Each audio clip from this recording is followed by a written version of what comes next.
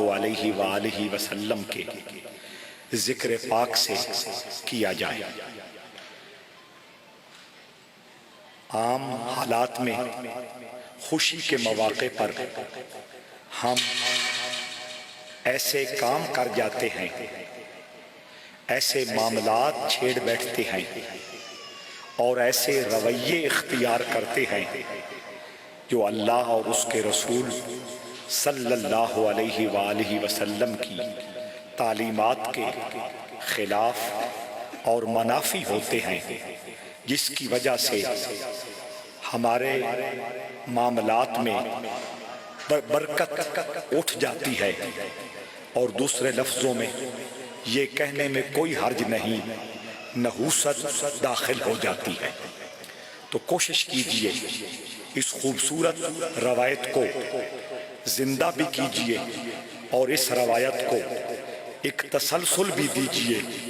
ہر خوشی کے موقع پر کسی نہ کسی حوالے سے اللہ اور اس کے رسول صلی اللہ علیہ وآلہ وسلم کی تعلیمات کو بیان کیا جائے، تعلیمات کو سنا جائے اور ان تعلیمات پر عمل کرنے کی کوشش کی جائے۔ چونکہ اس پروگرام کا موضوع اور عنوان میلاد مصطفیٰ کے نام سے میں نے فیس بک پہ دیکھا ہے، تو چند منٹ رحمت عالم صلی اللہ علیہ وآلہ وسلم کے ذکر پاک کے حوالے سے آپ کے میں لینا چاہ رہا ہوں۔ دوستان ذی وقار، ہمارے مذہب کے اندر اور ہمارے دین کے اندر دعا ایک بہت بڑی عبادت ہے۔ حضور علیہ السلام نے فرمایا الدعاء مخ العبادہ، دعا یہ صرف عبادت نہیں، عبادت کی روح، عبادت کا جوہر، عبادت کا خلاصہ اور عبادت کا مغز ہے۔ اور یہ اتنا خوبصورت معمول ہے کہ رب ذوالجلال نے اپنے محبوب کریم صلی اللہ تعالی علیہ وآلہ وسلم کو باقاعدہ پابند کیا ہے کہ اپنے غلاموں کو اپنی دعا سے فیض یاب کیا کرے۔ قرآن مجید سورہ توبہ 11واں پارہ میرا مالک فرماتا ہے صلی علیہم ان صلاتک سکن لہم، یقیناً دعا کے لیے وہی حاضر ہوتا ہے جو غموں کے پہاڑ کے نیچے دبا ہوا ہو، یقیناً دعا کے لیے وہی حاضر ہوتا ہے جو زمانے بھر کا ستایا ہوا ہو، یقیناً دعا کے لیے وہی فریاد کرتا ہے اور وہی ملتمس ہوتا ہے جس کا دل زمانے کے مسائل، مشکلات اور مصیبتوں کی وجہ سے چھلنی ہو چکا ہو۔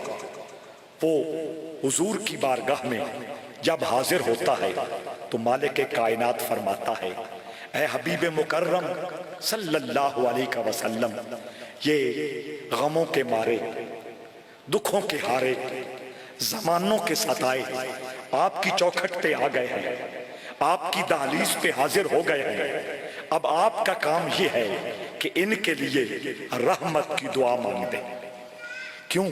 ان کو یہ یقین ہے کہ رحمت عالم کا اللہ کے دربار میں اتنا مقام ہے، اتنا وقار ہے، اتنی شان ہے اور اتنی وجاہت ہے کہ حضور جب اللہ کے دربار میں دعا کے لیے ہاتھ اٹھائیں گے تو وہ اٹھے ہوئے ہاتھ خالی واپس نہیں لوٹتے، اور جب آپ ہاتھ اٹھائیں گے تو ان کے زخموں پہ مرہم سا لگ جائے گا، ان کو سکون مل جائے گا کہ اب ہماری بگڑی بن گئی ہے، جس مشکل میں ہم گھرے تھے اس مشکل سے ہم اب نکل جائیں گے۔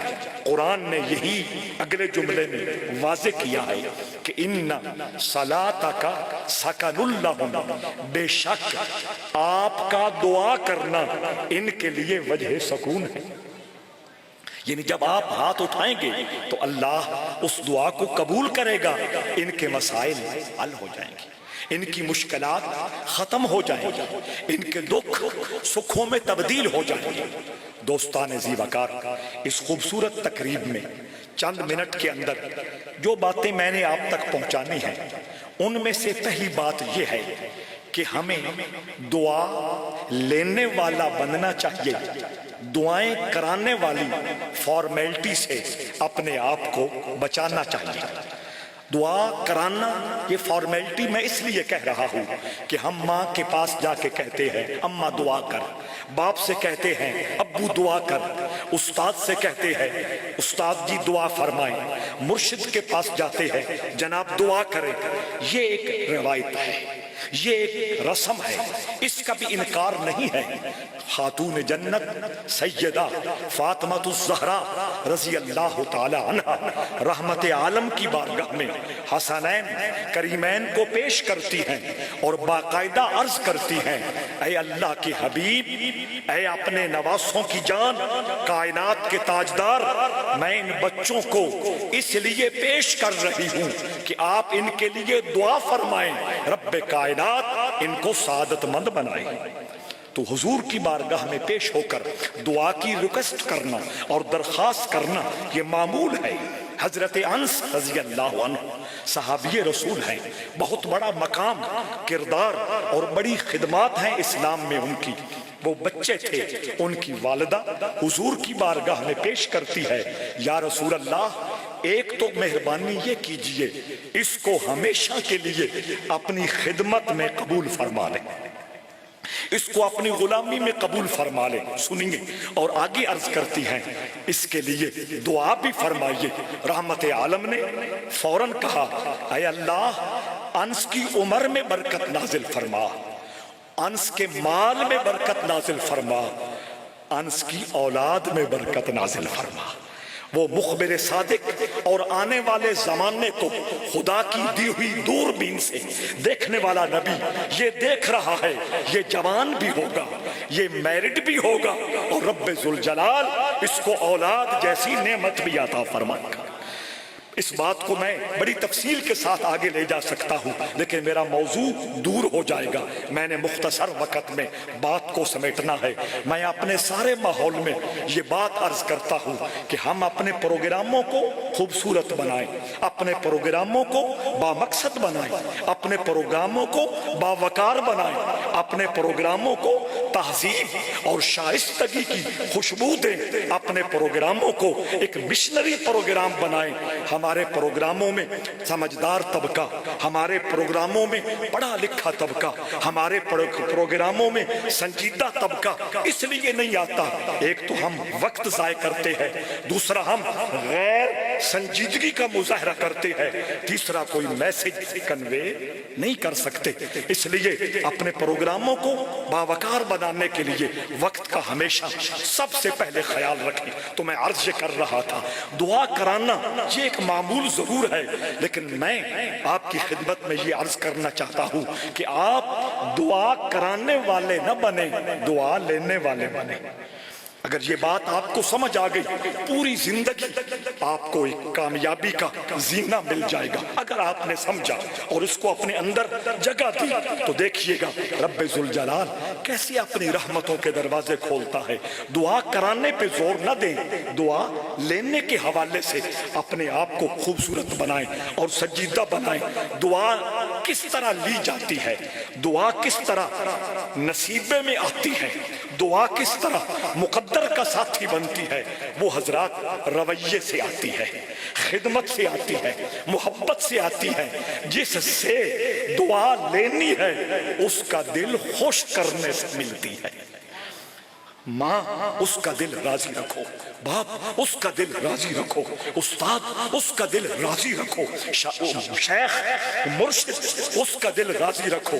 کچھ لوگ مرشد کا لفظ سن کر الرجی سی محسوس کرتے ہیں اور بدکنے لگتے ہیں، یہ بھی مطالعہ کی کمی ہے، اور یہ بھی صحبت کی کمی ہے، اور یہ بھی مختلف ناجنسوں میں مستقل گھرے رہنے کی وجہ سے ایک وسوسہ اور وہمہ طبیعتوں میں بن گیا ہے۔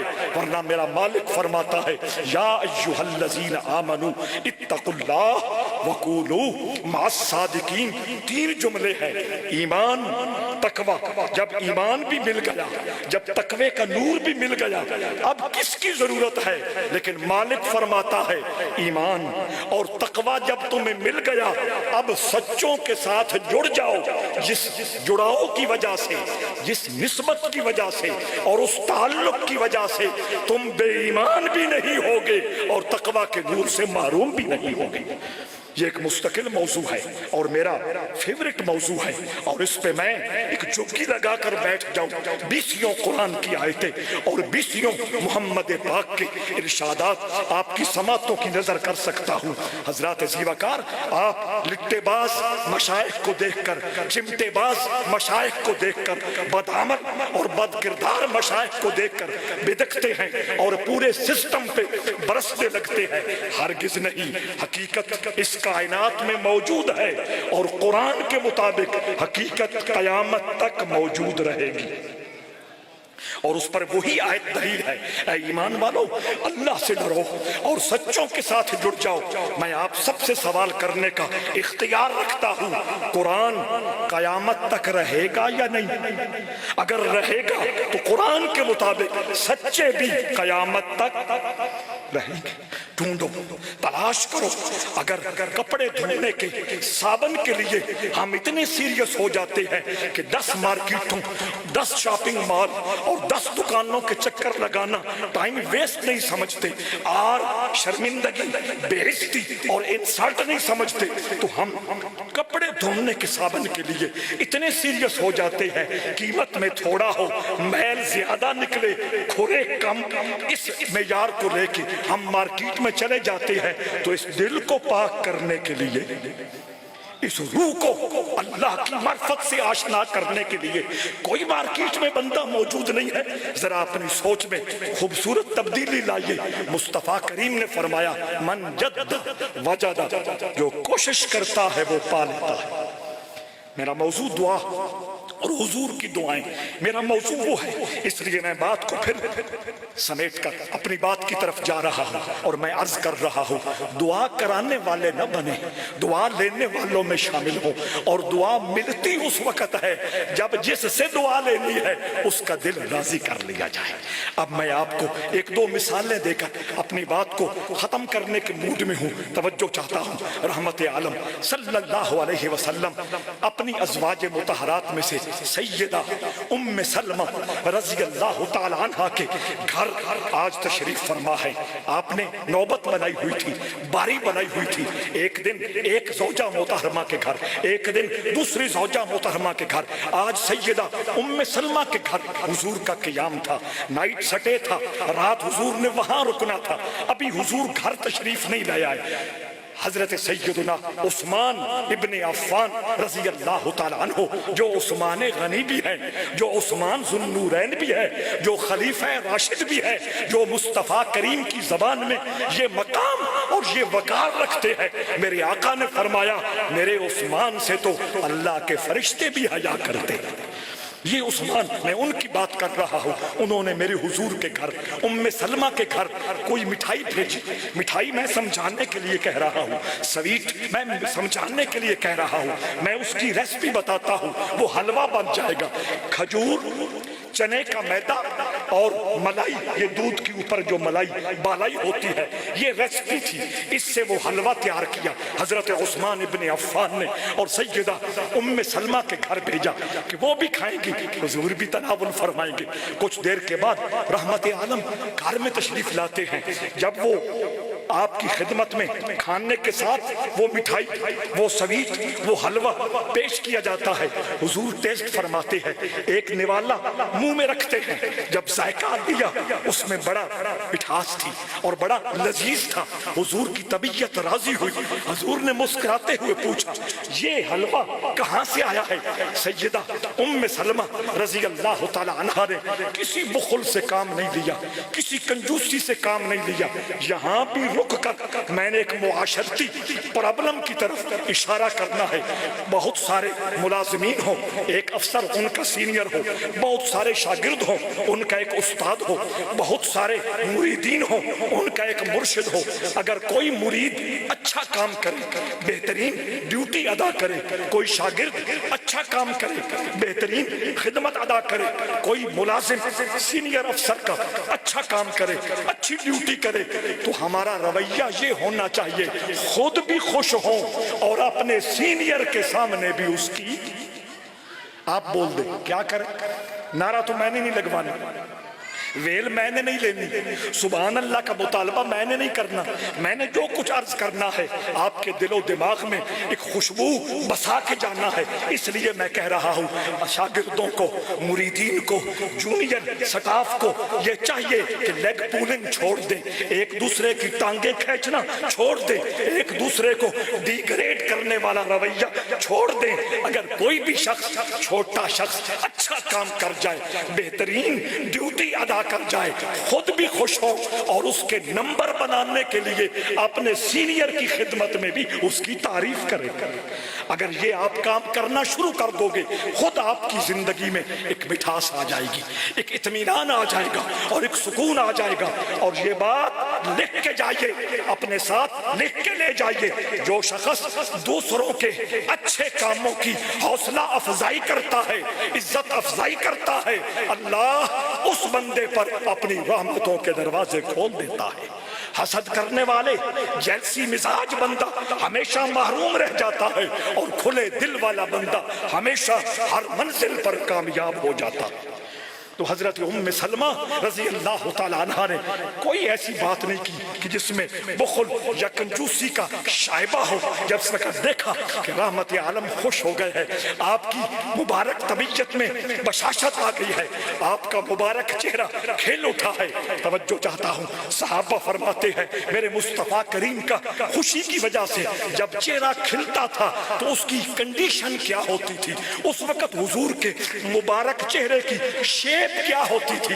توجہ چاہتا ہوں، صحابہ فرماتے ہیں اس وقت حضور کے مبارک چہرے کی رانائی، مبارک چہرے کی دل ربائی اور مبارک چہرے کی شگفتگی کا حال یہ ہوتا تھا کہ ایک چاندی کا سفید ٹرے ہو اور اس میں انار کے سرخ دانے جوڑ کے سلیقے سے رکھ دیے جائیں. وہ سین حضور کے چہرے میں اتر آتا تھا. حضرات زیبکار جس وقت ام سلمہ رضی اللہ تعالی عنہ نے یہ خوبصورت منظر دیکھا، انہوں نے کہا عثمان کا کام بن گیا. عرض کی یا رسول اللہ، عثمان بن عفان نے یہ ہدیہ بھیجا ہے، یہ تحفہ بھیجا ہے. نذرانہ کہوں گا لوگ بدک جائیں گے، ہدیہ بھیجا ہے، تحفہ بھیجا ہے، گفٹ بھیجا ہے. رحمت عالم صلی اللہ تعالی علیہ وآلہ وسلم اتنا خوش ہوئے، اتنا خوش ہوئے، اتنا کیجئے. اسی وقت اللہ کی بارگاہ میں عرض کی، اے اللہ، عثمان تیری خوشی ڈھونڈ رہا ہے. ڈیوٹی کس کی کر رہا ہے؟ آپ بولے، آپ بولے، آپ بھی بخل سے کام ڈلیں. ڈیوٹی کس کی کر رہے ہیں عثمان؟ کوئی فرض پڑھ رہے ہیں، کوئی واجب پڑھ رہے ہیں، کوئی سنت پڑھ رہے ہیں، کوئی نفل پڑھ رہے ہیں، کوئی روزہ رکھے ہوئے، کوئی عمرہ کر رہے ہیں، کوئی حج کی طرف رواں دوا ہو رہے ہیں. ڈیوٹی کس کی کر رہے ہیں؟ ایک سویٹ کے ذریعے رسول رحمت کی خدمت میں ہدیہ بھیج رہے ہیں اور آقا کریم فرما رہے ہیں، اے اللہ، عثمان تیری خوشی ڈھونڈ رہا ہے. بس یہی بات اگر آپ کو سمجھ آ گئی، بہت سارے وسوسے ختم ہو جائیں گے.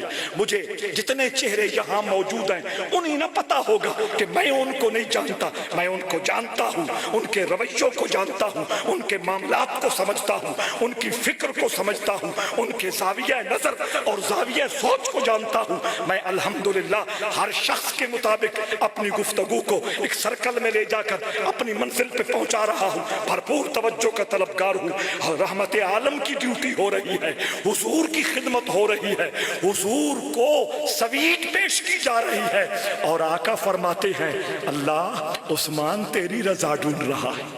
بس یہ نقطہ اپنے ذہنوں میں رکھیے اور اس نقطے کو کسی فکر، کسی فرقے اور کسی جماعت کی نمائندگی نہ سمجھو۔ یہ تو میرے اللہ نے قرآن میں فرمایا ہے، من یطع الرسول فقد اطاع اللہ، جو رسول کی فرما برداری کرتا ہے وہ در حقیقت اللہ کی فرما برداری کرتا ہے۔ بس اب وسوسے ختم ہو گئے، قرآن نے اس پہ مہر لگا دی۔ اے اللہ، عثمان میری ڈیوٹی کر کے، مجھے گفٹ بھیج کے، مجھے یہ سویٹ پیش کر کے، دراصل یہ چاہتا ہے محبوب راضی ہو گئے تو عرش کا مالک بھی راضی ہو جائے گا، اللہ کے حبیب خوش ہو گئے کائنات کا مالک بھی راضی ہو جائے گا، رب العالمین راضی ہو جائے گا، الہ واحد راضی ہو جائے گا، وحدہ لا شریک راضی ہو جائے گا۔ تو کہتی ہیں اے اللہ عثمان پر راضی ہو اس لیے کہ وہ میری رضا ڈھونڈ رہا ہے۔ اللہم ان عثمان یترضاک فرد عنہ، یہ حدیث کے الفاظ بھی میں نے سنا دیے تاکہ کوئی یہ نہ کہے کہ ایسے ہی تروڑ مروڑ کے کوئی جذباتی بات کر کے چلا گیا۔ اللہم ان عثمان یترضاک فرد عنہ، اے اللہ عثمان تیری خوشی ڈھونڈ رہا ہے، تو بھی اس پہ راضی ہو جا۔ یہ ہے دل سے دعا نکلنا، اور اس دعا کے پھر نتائج اور اس دعا کے ثمرات اور اس دعا کے رزلٹس امت نے کس طرح عثمان کے وجود میں چمکتے ہوئے دیکھے۔ بس ایک اور روایت عرض کر کے بات کو سمیٹ رہا ہوں، ورنہ میری طبیعت آ گئی تھی اور میں سمجھتا ہوں کہ اور گفتگو کرنی چاہیے، لیکن جس طرح میں نے کہا کہ اپنی محفلوں کو با مقصد بنائیں، بس مقصدیت کا ایک رویہ یہ بھی ہے کہ مناسب وقت میں بات کو سمیٹا جائے، لوگوں پر مسلط نہ ہو۔ ہم کیا کرتے ہیں، کل کی محافل ہوتے ہیں، 11 کا ٹائم دیتے ہیں، 1:30 بجا جاتے ہیں، دن کے وقت میں لوگ دفتروں سے آئے ہیں، دن کے وقت میں دکان چھوڑ کے آئے ہیں، دن کے وقت میں اپنے ضروری کمٹمنٹ اور ضروری معاملات چھوڑ کے آئے ہیں، اور آج کا نعت خوان اور آج کا خطیب کسی کی پرسنل مجبوری کو نہیں دیکھتا، اپنا شان و شوکت ظاہر کرنے کے لیے اور اپنا شوکت نفس زیادہ کرنے کے لیے لوگوں پر مسلط ہو جاتا ہے، اور اس سے بڑھ کر ناتعظیمی اور ناشائستگی کا یہ حال ہے جب دعا شروع ہوتی ہے، اتنی لمبی دعا، اتنی لمبی دعا، اتنی لمبی دعا کہ حاضرین مجلس کہتے ہیں یا اللہ ان دعا بھی مکے آنا۔ ایمان سے بتاؤ یہ ہوتا ہے یا نہیں؟ کیا کرو گے اللہ کے دربار میں پیش ہو کر، کیا جواب دو گے؟ اپنے رویوں کو خوبصورت بناؤ۔ ایک بچہ، حدیث کے مطابق وہ نابالغ بچہ تھا، کیونکہ غلام بچے کو کہتے ہیں، غلمان آپ نے لفظ سنا ہے، قرآن نے استعمال کیا ہے، جنت میں غلمان ہوں گے، اور غلام بچے کو کہتے ہیں، وہ بالغ بچہ اس کو غلام کہتے ہیں، اور جو نابالغ بچہ ہو اسے عربی زبان میں غلام کہتے ہیں۔ صرف ترجمے پڑھ کے، صرف چھوٹی موٹی تفسیریں پڑھ کے اپنے آپ کو مفسر قرآن ڈکلیئر کر دینا، خدا کے لیے اس رویے سے بھی باز آ جاؤ۔ اگر قرآن پڑھنا ہے، قرآن سمجھنا ہے اور قرآن سمجھانا ہے تو تقریباً 16 ایسے بنیادی علوم ہیں جب تک ان علوم پر میری اور آپ کی پوری کمان نہیں ہو جائے گی قرآن کی سمجھ نہیں آ سکتی۔ اور یہ موضوع ہے، عثمان صاحب آپ کسی وقت اس حوالے سے بھی تقریب کا عنوان کریں، ان سارے دوستوں کو وہاں اکٹھا کریں، وہاں میں عرض کروں گا قرآن فہمی اور قرآن سمجھنے کے لیے کس چیز کی حقیقی ضرورت ہے۔ ایسے رسمی کارروائیاں توجہ چاہتا ہوں، غلام چھوٹا بچہ، نابالغ بچہ رحمت عالم کی مسجد نبوی کے دروازے پہ کھڑا ہے، حضور تشریف لاتے ہیں، حضور اپنے جوتے اتارتے ہیں، حضور اپنے مبارک نالین اتارتے ہیں، اپنے مبارک جوڑے اتارتے ہیں، حضور مسجد میں چلے جاتے ہیں۔ یہ میں بچوں کے لیے بھی بات کر رہا ہوں اور بڑوں کو کے لیے اس لیے کر رہا ہوں کہ وہ بھی اپنے بچوں کے سینوں کو حضور کی محبت کا مدینہ بنا کے چھوڑے، بہت سارے مسائل کا حل ہو جائے گا، بہت سارے معاشرتی بد اخلاقیاں ان کا خاتمہ ہو جائے گا۔ وہ چھوٹا بچہ دروازے پہ کھڑا ہے، حضور مسجد میں چلے گئے، اس بچے نے حضور کے نالین اٹھا لیے، حضور کے جوڑے اٹھا لیے، کبھی ایک صاف کرتا ہے، کبھی دوسرا صاف کرتا ہے، کبھی اندر کپڑا مارتا ہے اپنے کپڑے، کبھی نیچے حضور کے جوڑے جو ہیں ان کو صاف کرتا ہے، اور پنجابی میں کہتے ہیں رج نہیں رہا، اپنا رانجھا راضی کیے جا رہا ہے، ان جوڑوں پہ ہی اپنی ساری کائنات نثار اور قربان کر کے بیٹھا ہے۔ توجہ چاہتا ہوں، بہت توجہ چاہتا ہوں حضرات زیوکار، آپ دھیان نہیں دیتے، آپ دلچسپی نہیں دیتے، وگرنہ قرآن نے بھی بہت سارے مقامات پر حضور کے نالین کی بات کی ہے۔ قرآن بولا لا اقسم بہذا البلد وانت حل بہذا البلد، اللہ فرماتا ہے مجھے قسم اٹھانے کی ضرورت نہیں ہے، لیکن پھر بھی میں قسم اٹھا رہا ہوں۔ کس بات کی قسم اٹھا رہا ہوں؟ اے محمد پاک، جب تو مکہ کی گلیوں میں چلتا ہے، حضور کی رفتار، حضور کا خرامہ ٹہلنا، اس کی اللہ قسم اٹھا رہا ہے۔ میں معزز حضرات سے سب سے پوچھتا ہوں، حضور ننگے پیر چلتے تھے یا جوتے پہن کے چلتے تھے؟ بس سوچتے رہیے گا، سوچتے رہیے گا۔ حضور کے جوتوں کی بھی میرا رب قسم اٹھاتا ہے۔ توجہ چاہتا ہوں، وہ بچہ حضور کے جوتے صاف کیے جا رہا ہے، صاف کیے جا رہا ہے، صاف کیے جا رہا ہے۔ نماز ہو گئی، رحمت عالم باہر آئے، وہ اسی اپنی ڈیوٹی میں مگن ہے، اسی اپنی ڈیوٹی میں مصروف ہے۔ کبھی اوپر سے صاف کرتا ہے، کبھی اندر سے صاف کرتا ہے، کبھی نیچے سے صاف کرتا ہے۔ کس نے سکھائے اسماعیل کو آداب فرزند؟ قرآن کی کس آیت میں تھا؟ حضور کی کس حدیث میں تھا؟ یہ عمل کرو۔ حضور رک گئے، اس کا وہ والہانہ پن حضور دیکھ رہے ہیں، اس کا شوق دیکھ رہے ہیں، اس کے سینے میں مچلنے والے جو بے پناہ جذبات ہیں حضور کی محبت پاک کے حوالے سے، حضور اس کو اپنی آنکھوں میں نقش فرما رہے ہیں۔ اور آخر میں حضور اس کی طرف متوجہ ہوتے ہیں، فرمایا تجھے یہ کس نے کہا ہے؟ آپ کو بھی کچھ سمجھ آ رہی ہے؟ آنے والے وقتوں میں، اس لیے حضور نے کہا کہ آنے والے وقتوں میں لوگ پوچھیں گے کہ حضور کا ادب، حضور کا احترام، حضور کی بے پایاں محبت کس قرآن کی آیت سے ثابت ہے، کس حضور کی حدیث سے ثابت ہے، کس صحابی کے رویے سے ثابت ہے؟ میں نے چونکہ گفتگو کو مابقصد بنانا ہے، ورنہ آیتوں کے ڈھیر لگا دیتا۔ بہت توجہ چاہتا ہوں، یہ کس نے تجھے کہا ہے؟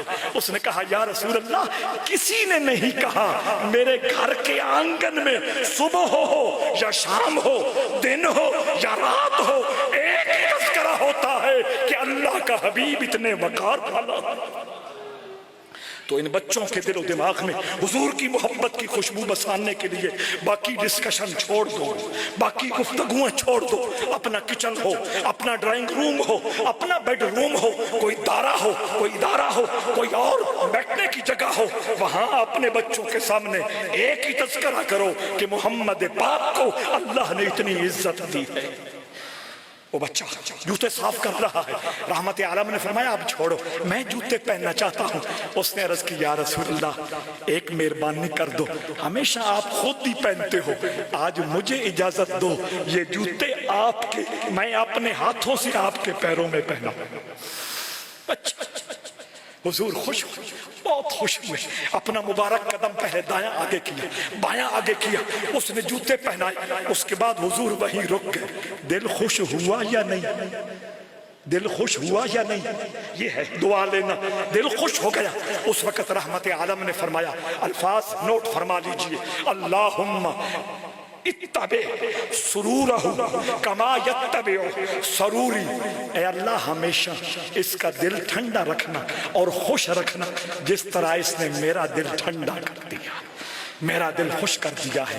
آ جائیں، آج سے یہ پیغام لے کے جائیں، اس بامقصد مشنری پروگرام کے ذریعے پیغام لے کے جائیں کہ ہم دعا لینے والا بنیں گے، اپنی ماں سے، اپنے باپ سے، اپنے استاد سے، اپنے پیشوا اور رہبر سے رویہ ایسا رکھیں گے، فالو ایسے کریں گے، اس کی ہر بات کو دل و جان کے آگے بڑھ کر تعمیر کرنے کی کوشش کریں گے۔ آپ کو زندگی بھر دعا کے لیے کہنا نہ پڑے، اس کو صرف آپ کا خیال آ جائے، بے اختیار اس کے دل سے میرے اور آپ کے لیے دعا نکل نکل۔ اللہم صلی علی محمد وعلی آل محمد مبارک وسلم، ربنا آتنا فی الدنیا حسنہ وفی الآخرۃ عطا فرما، مقروضوں کو قرض سے نجات عطا فرما، بے روزگاروں کو باعزت حلال اور کشادہ روزگار عطا فرما، جن بچے بچیوں کے رشتوں کے مسئلے یا اللہ ان کے لیے آسانیاں پیدا فرما، نصیب بھی اچھے فرما، گھروں میں اتفاق اور اتحاد کی رم جھم نازل فرما۔ یہ جو خوبصورت پروگرام اور اس میں ایک بندھن ہوا ہے، شادی ہوئی ہے، یا اللہ اس جوڑے کو برکتوں والا فرما، عزت والا فرما، نصیب بھی اچھے فرما۔